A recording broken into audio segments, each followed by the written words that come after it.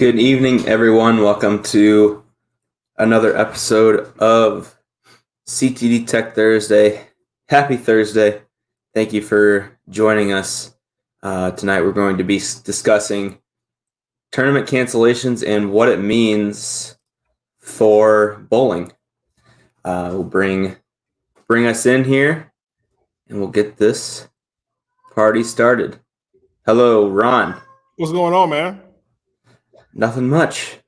You are live from the EC tonight. Man, I am at the education center. Do you like my background? No, I guess it's this side. You see the pins? Mm-hmm. Yeah, it's Looks pretty good. Looks good. Yeah, man, a lot of work in the EC, getting ready to tear down some walls, and it's a lot of work. Yeah. We're having fun. A lot more work than you thought it would be.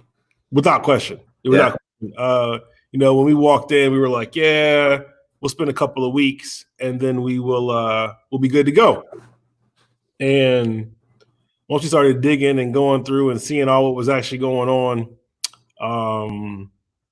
no, not 2 weeks, not 3 weeks, not 4 weeks, a lot longer than that. But the thing of it is we want to get it right. We want to be able to really leverage the building as an education center. So we're going to make some changes and we're going to get it right. And when it's all done, then we're going to show it to the world and get people to come visit us and hang out and kick it. We even got couches. We even talked about getting like a futon in here where you could like stay where the lanes and like, wouldn't that be cool? That would be dope. If you could actually sleep where the lanes are, I think that'd be cool. What about room service, though? We got a kitchen. You get your butt up and go to the kitchen.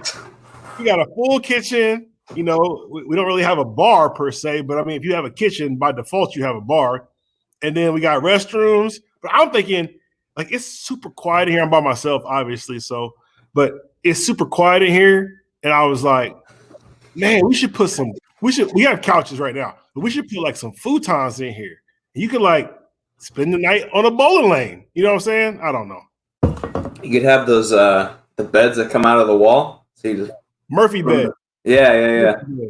Now, speaking of Murphy bed, in the Palms Casino, they used to have Murphy beds in the basketball suite. In the basketball suite, they had Murphy beds. There were cushions during we playing basketball, and then at nighttime the cushions would fold flat and there'd be a bed there and you can sleep on it. Huh. That's very, very interesting. I never heard that before. Hey man, give me an idea. I might want to we could do some Murphy beds on the back wall right there. Yeah. You get the cushions and then they turn right into a bed. Bro, I'm telling you. You could. No, we're not going to get into it. We could talk for an hour about how you could stay overnight at the EC. Overnight at the EC. Have a lock-in, just like that. Just like David said. Let's have a lock-in.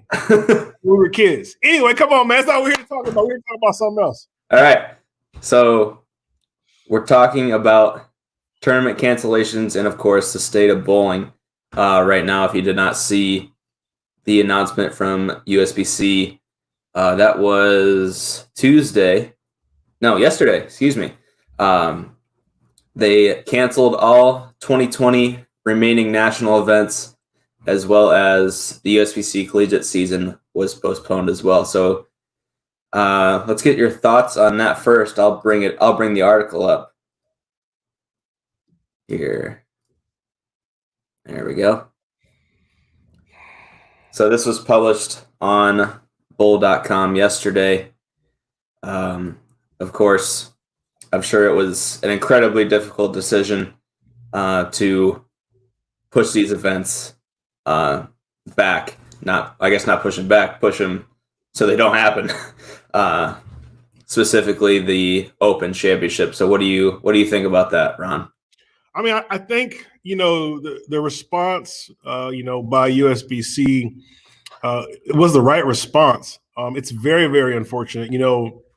Before they tried to push it back, right? They tried to push it back with the hope that things would kind of get better, but we're kind of seeing the opposite effect on that. You're kind of seeing things get worse.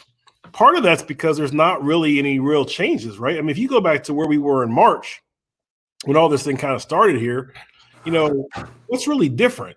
We have maybe more effective testing or better testing, maybe, depending on who you ask. But what we don't have is anything that's going to make the virus go away or less ineffective or less effective or any of those kind of things, right? So when you really look at it holistically, nothing is really different that should make things get better, unfortunately. And I think, ultimately, USBC made the right decision to cancel all the national events. I think it says a lot too about bowling. It says a lot about the state of bowling. Bowling is one of those activities where it requires you to interact with people. I'm in a bowling center right now, and being in here by myself is no fun. But if I had some people here and we could hang out, we could talk a little bit or bowl or whatever, it would be fun. So bowling is one of those sports that you really have to have interaction to make it work. Mm-hmm. And not all the states are on the same page, and there's all kinds of things that are going on regarding these types of events. And I think that when you're in those situations and you're, as USBC is, you're the national governing body. I mean, you have a responsibility to the members, and that's basically what they said. They said basically, we have to keep everybody's health first, and having people fly in and out and trying to control the environment and try to mitigate the spread of that disease just isn't really very feasible given the current situation and the fact that things are getting worse. So it's the right thing to do. It sucks. I've bowled USBC nationals for over 25 years. It's either 20 or 25, one of the two. My dad has bowled it like forever. So he was really disappointed when he saw this because he's got these consecutives, like 40 or 50 consecutive years that go on. So definitely tough. I think bowling ultimately will bounce back because at some point they will have some sort of vaccine or some sort of treatment to make it less effective or less impactful on people. And once those things begin to come in place and begin to get spread around, then I think you begin to see bowling, really begin to pick back up because people like bowling. I mean, you see people bowling still all over the country now that are able to bowl. And people are upset when you tell them they can't bowl. So I think, there are still bowlers there. Will always be bowlers there. There will always be a need to be able to congregate as a community, as a group. And that's really, really important, especially when you're talking about, sporting events in general, but bowling even a little bit more so, I believe. Yeah. I mean, I want to go back to something you said about a lot of the states not really being on the same page. As far as the virus goes, for me, like Indiana isn't that bad. From what I understand, Tennessee and Kentucky weren't that bad, even though Kentucky just put an order in for mandatory, you have to wear a mask all the time. But on the other end of that spectrum, 5 miles up the street from me in Michigan, it's worse than it is in Indiana. So I mean, I get where they're coming from. It's all about the safety of the player when it comes to this kind of stuff. And when you have this amount of people going in and out of, in this case, Reno for this year, it's all about just keeping people safe and not helping the virus grow any more than it already has. Right, and it says right there, kind of in that paragraph, it says, we sadly do not see a responsible way to conduct a national event. So that's really what it comes down to. They don't have a real good way, a real good safe way to make it work. And I think you're seeing a lot of organizations, a lot of people, a lot of things that are struggling with that. Like they're struggling with how do you keep everybody safe?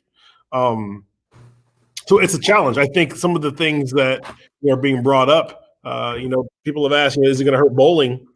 Down to pro shops not being open. Absolutely. These things, if you're not open, you can't make any money. You can't make any money. It's hard to stay in business. So I do believe that it will have an impact. I believe that you'll see, some more closings of bowling centers, unfortunately, some of pro shops, unfortunately. But it won't be forever. Like that's the key. Like this is not permanent. This is not the end of bowling. And that's really the thing that people have to keep in mind is that this is a time period that we're all going to go through, but it won't last forever. And when it's all said and done, we'll probably be better for it. Bowling's very, very resilient to things like this. So when it comes back, it will be probably in a much better position, I would imagine. Yeah, I mean, I think once it does get back into it, it's going to be, I mean, people miss bowling, whether you have bowled once or you bowled a couple times or haven't bowled at all. People miss that competitive, friendly aspect of it. And I don't think it might take a little bit of a hurting, but over time, it's going to start building back up. And once we start getting into those, hopefully, fall leagues and then 2021, I think it'll be all right. Yeah, I mean, like I said, you're going to have something change, right? You're going to have either a vaccine or a treatment or something that allows it not to be so severe before you're going to begin to see that change. And then people that are spending 24 hours a day working on that. And, as humans, we're pretty resilient too. We'll figure it out and we will come up with a solution, I'm sure, that will make it all better. I mean, if we thought it was over, we most definitely wouldn't have invested in a building that's got 4 bowling lanes in it. Yeah. But we feel that it's a blip on the radar. It's something that will come back, and that's why we did what we did. Yeah, I mean, following what the governments tell us to do and doing everything we can to keep each other safe. I mean, that's how we're gonna get back to normal. So let's see. I feel for the collegiate athletes who are losing their seasons. That's 110% true. Yeah, it's bad. We had a good question from Terrence before we started. Do you think more bowling centers will close for good? I do. I believe, unfortunately, that if you were a bowling center that was just barely getting by, barely making it, then this probably is enough to kick you out. Unfortunately, it's hard. Like, bowling business is hard in general, and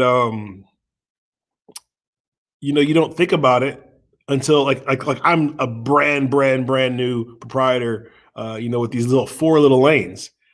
But man, there is an unbelievable amount of work that has to go in, and we're not even open yet. So, I can't imagine, if you had 24, 36, 48, or even higher lanes, or even smaller, I can't imagine how hard it would be, especially to lose, that last March, April income. Maybe not so much May and June, right? Because bowling tends to kind of go away, and that's okay. So from that aspect, maybe it's not so bad.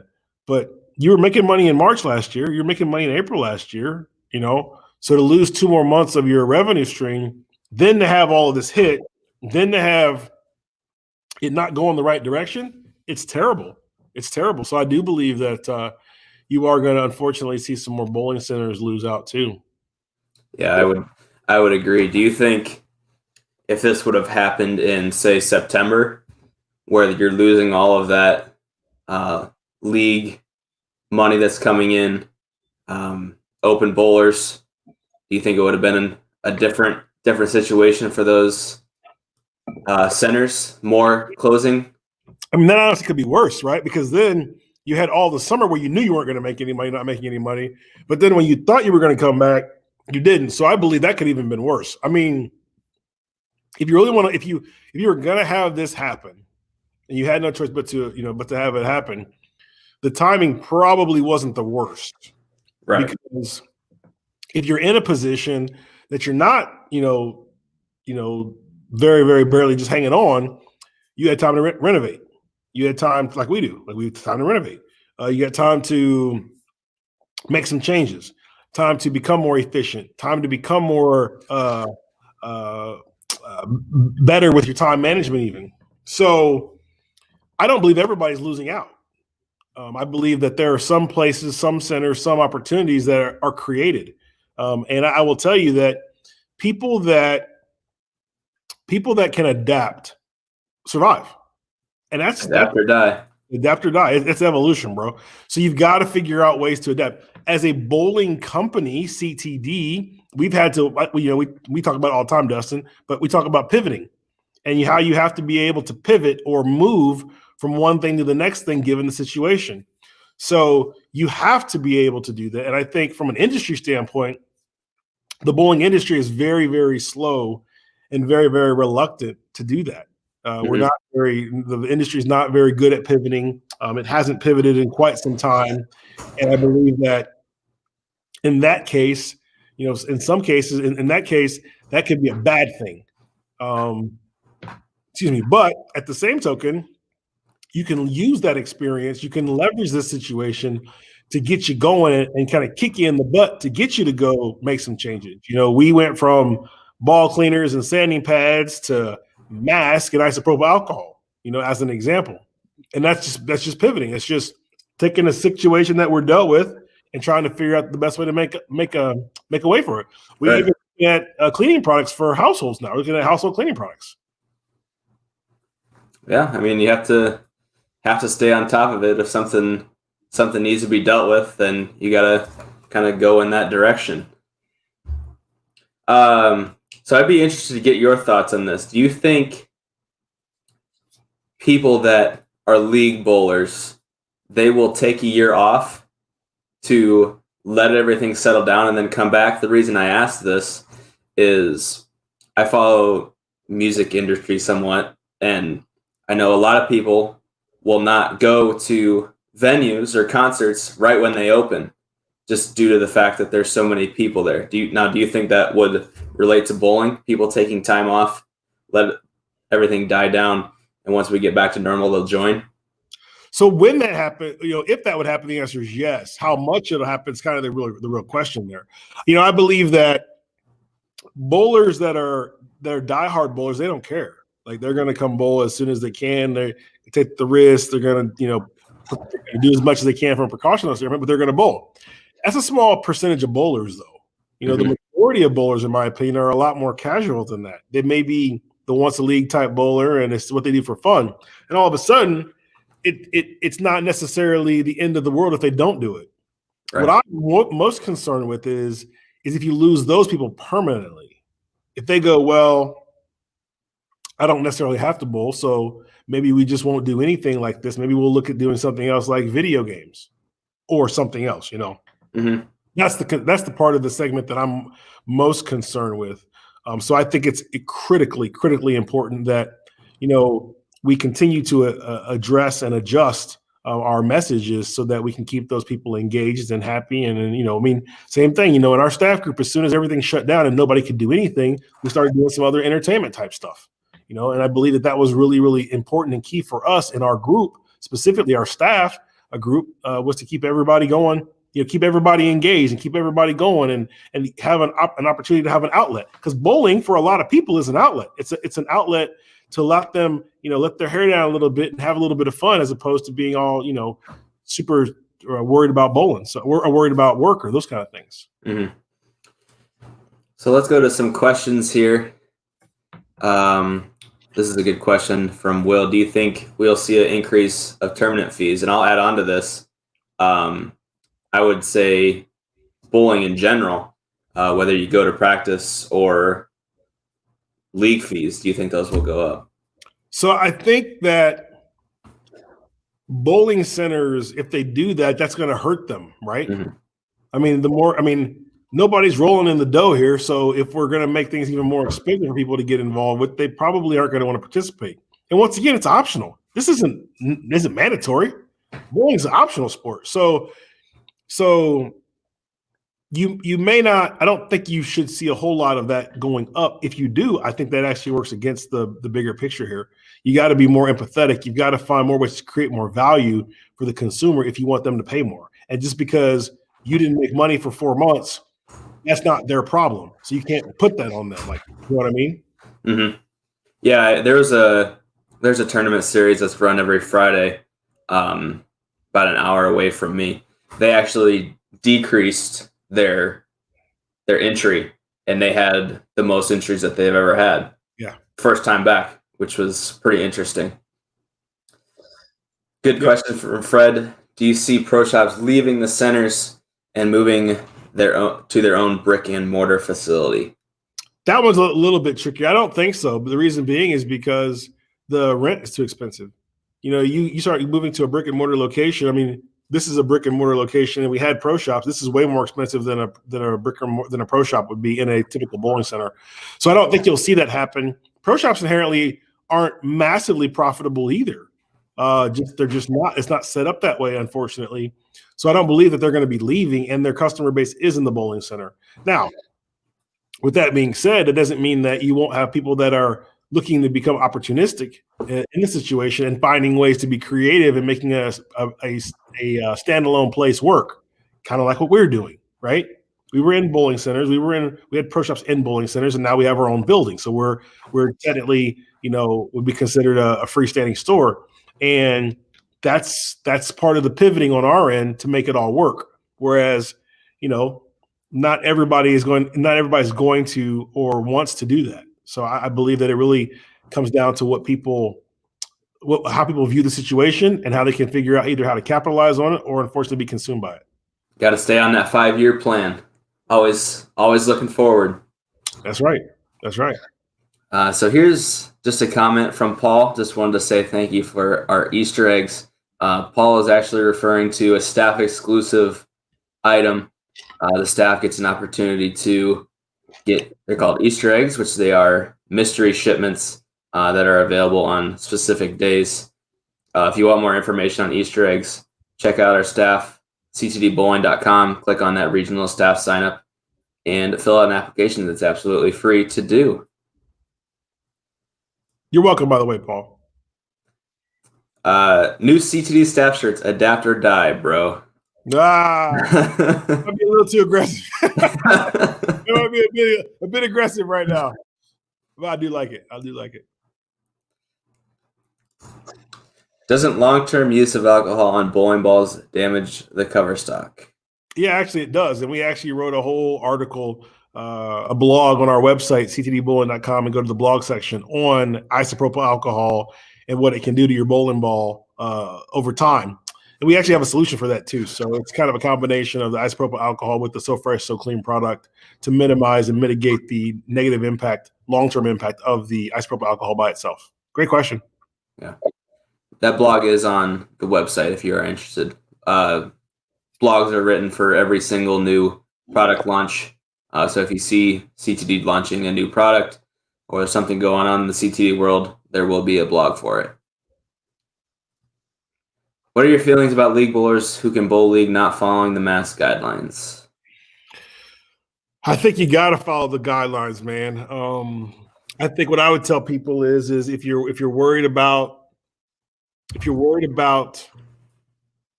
the mask that you got, then maybe you need a different mask. You've got to follow the rules. It's not just about you. Unfortunately, that's kind of one of the bad things about this virus. It's not just about a person. It's about everybody. So if Dustin, you decide you don't want to wear a mask, well, you're not just endangering yourself. You're really endangering everybody else around you. Mm-hmm. And then, and obviously more older people tend to be more susceptible, and you're seeing some other things happen, and that's just no good for anybody. So really, we've got to get to a spot to where we're being more responsible. I can tell you that was one of the reasons why we, went to go get ourselves a mask and develop a mask and then make sure that it was going to be something that we'd be willing to wear, because you got to follow the rules. And if the rules say, if you want to bowl, you got to wear a mask, well, you now have a mask you can breathe in. I just saw where Walmart, Sam's Club, and then maybe Kroger or somebody else just made a rule where it's mandatory. If you walk in our building, you have to have a mask on. Yeah, Walmart and Sam's Club.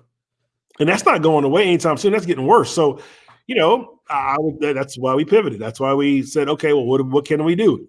Well, if I got to wear a mask and I'm wearing all these masks that I've got and they're terrible, then let's make our own mask. Let's get our own mask and get something that we like, that we actually don't mind wearing. So not everybody's losing in this situation. And I think the way anybody can win is by looking at it as how can we use the cards that we're dealt with and turn it into a positive.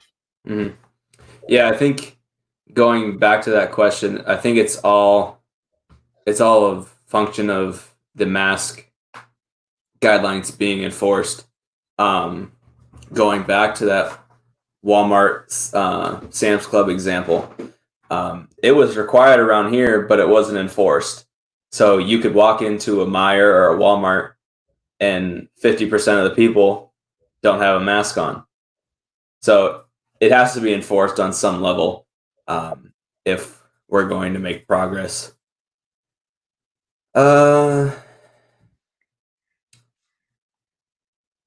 You guys going to bowl any tournaments anytime soon? Well, we are. Yeah. We are. We're going to go bowl the Louisville Derby tournament here in about 2 weeks. Yeah. Assuming everything is still, going along like it's supposed to. We will be there bowling that event. Dustin's going to bowl. I'm going to bowl. We're going to have a whole lot of people bowling, actually. So looking forward to seeing some staffers for the first time and wearing masks. Yeah. We got plenty of CtD masks available for people that are there too. So, but definitely, if that's what it takes, man, you got to follow the rules, bro. Like, Yep. The masks are awesome. I ordered a 10-pack. Appreciate that. Thank you. Let's see. So prior to the shutdown here in California, I bowl with a mask, no problem for me. Yeah, I'm not. Have you bowled with a mask on? Yeah, that was part of the testing process. Yeah. Bowling for me wasn't the issue. It became more of an issue when we started to run. I did some biking in it in the various ones that we were testing, and the biking started to get annoying. But the running was like I have yet to see a match you can run in because you're just breathing too much. The big thing for me was the glasses. You had to make sure that with our mask that it didn't fog the glasses. And there's actually a piece in there that goes down that kind of locks all of this off so that it doesn't, the condensation doesn't go up. So yeah, that was a big deal because I had lots of masks, man. I'm walking around like I can't see anything. You're doing this maneuver, and you're like, wait a minute, you try to pull it down. Right. Bastard. Yeah, that's like the worst thing ever. Yeah, for sure. I don't see any new questions. We got one right here for the staff jersey. Okay. Another thing, CtD staff gets to pick as well as pre-order a official Team CtD staff jersey. This year's design was the Paint the Lanes design. So are we still looking at August 1st for the staff jerseys? Will be longer if we got it personalized. So the plan is still August 1st, but I'm going to tell you, like one of the big things that's a negative of the pandemic is everything is all messed up. So, even with the Easter eggs, I said this in a post the other day, but basically, we were supposed to get a big shipment on Friday, and it didn't show up till Monday, and we said everything was going to ship on Monday. So it created a massive issue on our end. The consumer, you never got to see it or got to feel it, but it was an unbelievable, massive issue on our end. So we've shot for August 1st on these staff jerseys, but I can't guarantee it because there's just too many other variables that happen. We've seen things where suppliers have sent the products have been held up. We've seen product just disappear. We've seen product get delayed for who knows what reason. So we're shooting for August 1st. It has nothing to do with whether you have a personalization or not.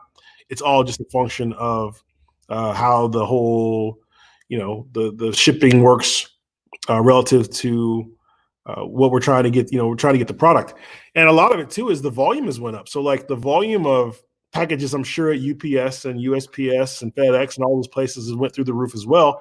So they might not even be able to fully handle the volume that they now have because a lot of things are moving that way now, even more so than before. So that's part of it too. Like I said, we're going to do the best we can, and we're providing all of the information to our suppliers in plenty enough time. But whether or not, and they're even making it in plenty enough time, but whether or not it actually gets here, different story. Yeah, a lot of distribution centers are running 25-50%. So things are slow. All right. just feels that bowlers not following them are just endangered others, but could cause the governor to shut down all the centers. Yeah. Yeah. Unfortunately, Go ahead. I'm sorry. I was going to say, unfortunately, if the guidelines aren't followed and people aren't invincible, we'll just say that. So, I mean, if masks aren't worn, guidelines aren't followed, it's unfortunately it's going to happen.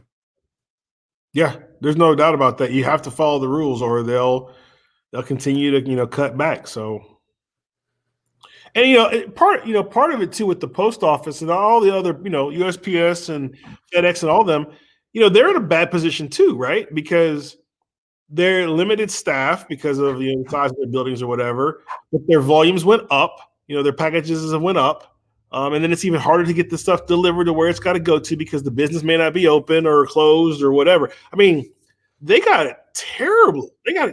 And then they get it from both sides, right? Consumers mad because they didn't get their package. The shipper's mad because they didn't see their package move fast enough. I feel bad for the people that are out there, and they're exposing themselves every day to the dangers of what's going on. So, I think you got to keep that in perspective too. It's real easy to forget these people are people too, and they're just trying to do their job, and they don't have all the tools. Like they're going to work with half their tools. Right. So, right. It's not a good situation, man. No, not at all. Not at all. Yeah, like you said, I feel bad for them. I know we are super, super appreciative of all that they do, especially over the past couple weeks with the amount of things going out. We appreciate all of their hard work, that's for sure. Okay. There you go. From the man himself. Oh man, look, Will, I'm just trying to get lean, bro. This education center is definitely kicking my butt. I'm doing 20,000+ steps a day in here, and I'm lifting boxes and carrying stuff and moving stuff, and it's good physically, because I need that in my life for sure. But I'm trying to get like you, bro. I'm trying. It's hard. The thing of it is, for me, the part that kills me is the eating. I can lift weights and run and do all that stuff all day long, but I got a little sweet tooth, bro. That's not good. If you want to lose weight, you want to be lean. But I have lost a couple pounds. I've lost a couple pounds from moving around and doing this stuff here. So, it's good. It's a lot of work. Especially when it's 95 degrees outside. And the day that truck showed up, oh my goodness, it was so bad, dude. It was like 95 degrees, and it had stormed like 4 or 5 hours earlier, so it was super humid. And this semi truck pulls up, and our parking lot's getting paved. The pavement's not even dry yet. It's so hot, the pavement won't dry. The seal on the pavement won't dry. That's how hot it is. So it was brutal. We had to get so because he couldn't pull up to the door, we have a dock door. He couldn't pull up to the dock door because of the pavement not being dry. I had to hand carry those boxes in. So it was carry them in through. It had to go all the way through the parking lot, in the door, into the building. It was terrible. I had some help. Thankfully. That was good. And then, it caused all kinds of other issues from you, Dustin, with customer service, to the rest of the team trying to manage and figure out how to get all the stuff shipped, to, more issues for UPS and post. I mean, I'm going to tell you what, I like doing Easter eggs, but man, this last go around was rough. Woo! Definitely rough. But we got it done. The team pulled together and we got it all done. So, what else we got? You see anything? I'm seeing some stuff in here. It's like I don't see anything. Let's see. There's some more questions there, I think. I don't know. It's like jumping for me. So Bill had asked about Bill Friedis and what's his role. Okay. So one of the things that we did was we gave an invite to a couple of people to come to the building, and we're working on an educational curriculum. So we've asked some people to kind of chime in and get their opinion, people that we value their opinions, to have them come down and have them give us their input into the curriculum that we're developing. At the end of the day, man, we're an education company. So we want to put out high quality education for the average consumer to be able to get.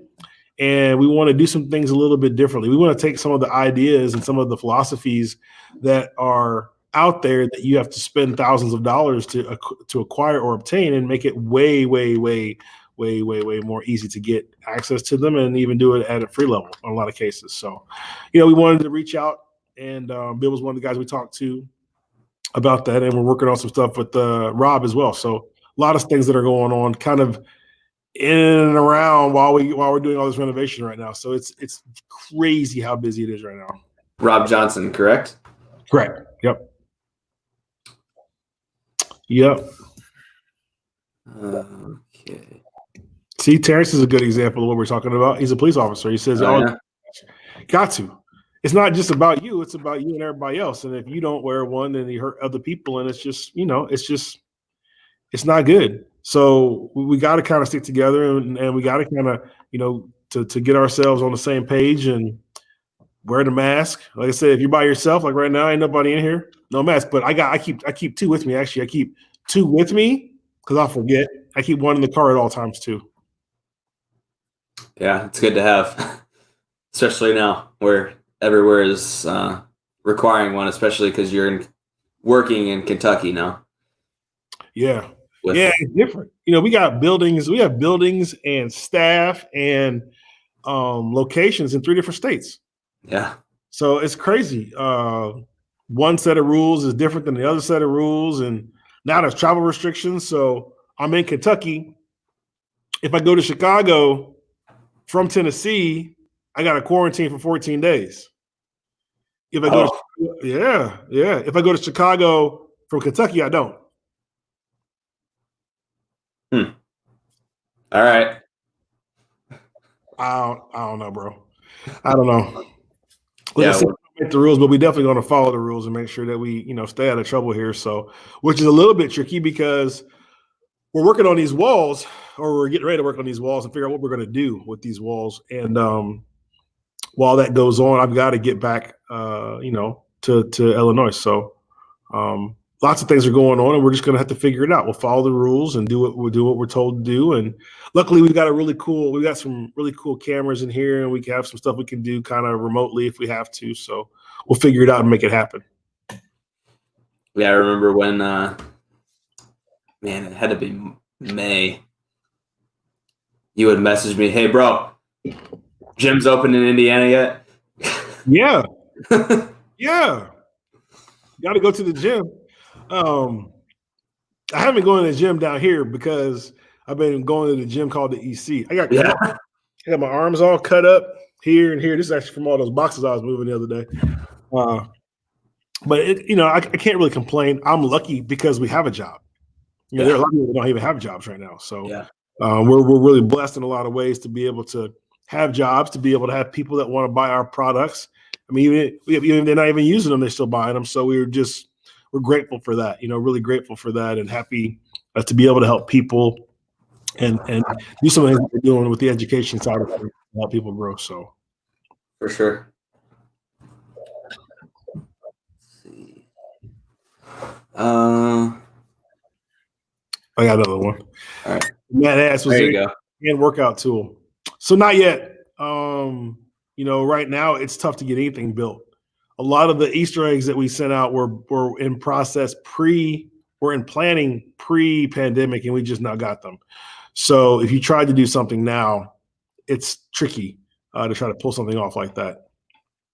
Just because there's not a whole lot of opportunity for people to be able to get these things built and made for, all that kind of stuff. And I saw somebody else when I come into Springfield soon, but not anytime soon. Not on the counter. Travel is a little bit funny right now, just because of all the things that are going on and the restrictions that are in place. So not anytime soon. Yeah, I mean that's got to be a lot different for you traveling. Yeah, 2 or 3 weeks out of the month, and now you can't travel at all. Yeah, it's brutal, but it's good because this is like a summer project. Like, this is like one gigantic never-ending, always learning summer project. Like, it's definitely been an eye-opening experience, to say the least. And it also is very expensive, to say the least. It's cool, man. Like, I can't complain. Like I said, I purposely set this up. I was like, I'm gonna do it from the EC, and I'm gonna have all the lights off except for my ring light, and I'm gonna let them see the pins in the background. So, I mean, that's cool, bro. You know what I'm saying? I was sitting on the couch earlier, just looking at it like, wow, that's really cool. So, it's hard to really complain.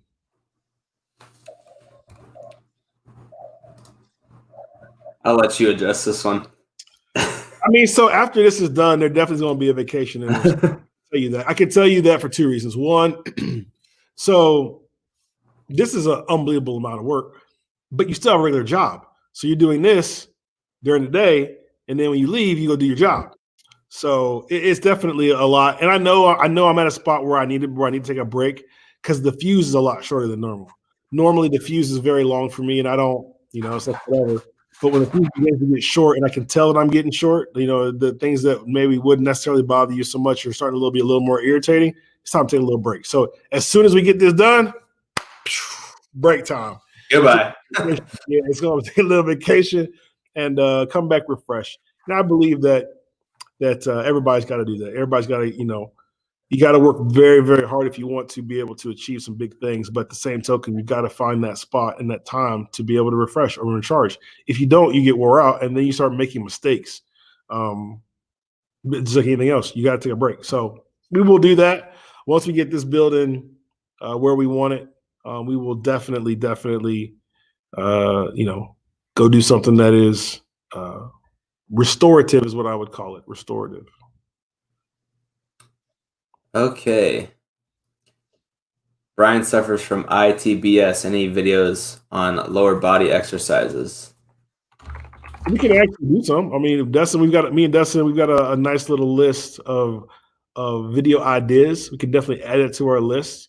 We're actually gonna have some people come down too. We're gonna shoot some more stuff. I don't know if we're gonna shoot it in the next couple of weeks though, because we're gonna end up tearing this thing down in here. So probably not for a couple of weeks, but we definitely can add it to the list and get you some videos to take a look at. It's an education company, so that's what we're all about trying to do. Give you guys as much education as possible in a way that you guys like, being able to consume it. CT thinking about making bowling shoe covers. We've looked at shoe covers in the past a couple different times. I found one that I thought was pretty awesome, but we could never pull the trigger on it. It's hard right now. Right now it's hard to get things developed because of all the situation. Everybody's messed up. So when bowling comes back, yeah, we can revisit that again. Our focus right now is trying to develop a curriculum, an educational curriculum, and some educational content to help you guys get better at bowling. So that's where the focus is right this moment. And once we get this building up and running, you'll get to see a lot of the details, what that really will look like when it's all said and done. Yeah. Yes, it is a gaming chair. I don't know what it is though. I had to put it together, and I don't know if you can hear it. Oh, no, you can't. It's ever since I put it together, it's just been a very loud chair. But yes, it is a gaming chair. Wish we could meet you guys in person. It's harder now, especially being from Pennsylvania. Yeah, I mean, I know Ron does as well, but we love meeting not only people that are on staff, but people who support the mission of CTD. Like I said, whether you be on staff or not, we love meeting those people. Absolutely. That's one of the best parts of the job, right? When you right now, I'm talking to a computer in a room by myself. There was somebody over there looking at me. They were like, that guy's weird, which is probably true. But nonetheless, it's way, way different when I get to see you in person or meet you in person or shake your hand or give you a high five, or maybe it's even now, maybe it's going to be an elbow bump, whatever, But definitely, because like I said, that's the best part of bowling. The best part of bowling is the interaction with other people, right? It's that social interaction that makes it so much fun. And that's why I think it'll be back. That's why I think ultimately this is kind of a blip in the road. For sure. Oops. We'll go to that question next. Can you make a video on the effects of finger positioning on the ball and the reactions to changing finger positions? I'm assuming he's talking about tucking the pinky, index finger in and out, all that. That's how I read that. Absolutely, we can. That is on our list, as well as pitches. I think pitches are kind of important too, like the angle of the holes. So, like doing some videos where we show different angles of the holes and how that impacts bowling balls and rev rates and those kind of things is important too. So, yes and yes. It'll probably be after the walls come down and after we get our new toy we're getting put in. But yes. With the Open Championships, do you guys form teams with the staff? So I do not. I've bowled with my dad since I was a kid, and that's something that we just do as a family unit. We talked about doing some team CtD groups, and we probably will do that at some point. But that's currently the way I actually do it. Well, you, Dustin, you're going bowl with us this year, aren't you? I was. Oh, yeah, that's right. You were. But you'll do it next year. You'll do it next year. Next year. Can you bowl twice? No. No. One and done, bro. You get to shoot your 150 game and, get warmed up. One and done. Yeah, I was going to go out with some guys that I bowled with at school, some guys that went there before me, but since it got canceled the first time, I decided not to go, but you guys offered a spot. I was like, all right, whatever, I'll go. I'm down. I wanted to go anyways. But yeah, I mean, I'm hoping it happens next year, that's for sure. Man, I don't know what this is. Maybe we. Yeah, you'll have to. You're a little bit young for that. You'll have to go Google Kid and Play. They were a rap group, pair of people, and they actually had a dance that they would do, and they did a kick that they would do. It was kind of interesting. So you just Google Kid and Play kick, and you'll see it. It was a little before your time, though. All right. Okay. A couple more there. Oops. I'm sorry. That's all right. Bowler Supply. So we've actually reached out to Bowler Supply once about carrying the products, and they declined. Doesn't mean that they won't want to reconsider or can't reconsider. Matt, we'd be more than happy to talk to anybody there about carrying our products. We are in Classic, we are in Ace, we are in Cooks, and I'm sure I'm missing one or two, Hudson, or a couple more as well. So most distributors do carry our products. Bowler Supply has not up to this point, but we're open for the conversation for sure. And also Pro Shop pricing, which of course isn't distributed us directly through us. Yep, that's always an option too. Keeps jumping. Ron, on your team, who is the pro? If you have a pro. On what team? Oh, Nationals. No. It's not like that. It's just people that I bowl with forever. So it's people back in the day that I bowled with forever, including my dad. Me and my dad always bowl doubles too. So just something that we do. All right. Well, do you have anything else to add for our topic tonight? Man, why doesn't everybody stay safe? If your county or government or whoever is telling you to stay at home or stay inside or wear a mask, just do it. I mean, it ain't fun. Nobody likes it, but we need to get together and do some of the things collectively in the right way so that we can get past this thing collectively in the shortest time possible. Like I said, the state of the industry is a little bit scary right now because bowling is seemingly starting to go backward. Even if it does go backward, it'll end up coming back because of the social aspect of it. Nobody wants to be sitting at home alone forever. That's no fun. And it's no fun to be sitting in a bowling center by yourself either. So right. You're going to have that interaction, and that's going to be a key, and that's going to happen. So just follow the rules and be patient. And then as it begins to get better, we'll get to meet up and we'll do whatever we got to do to interact and have a good time. Yeah, for sure. I mean, wearing a mask is by far one of what you can do the most to help the situation get better, hopefully in the next 6 to 8 months, I would say. No expert, but that would be my guess. Agreed. All right. Well, thanks everyone for tuning in to another episode 8 of CtD Tech Thursday. We will be back next week with another episode. So thanks everyone for tuning in. Be sure to like us on Facebook, subscribe to Ron's YouTube channel to get updates on the live videos. The notifications are set up. So if you have the bell clicked on YouTube, you'll get notified when we go live. And also if you have your notifications on for Facebook, that will give you notifications as well. So with that being said, have an awesome night, everyone. Stay safe, Ron, and all your hard work. And we'll talk to everybody very soon. Thanks. Talk to you guys soon. Yeah.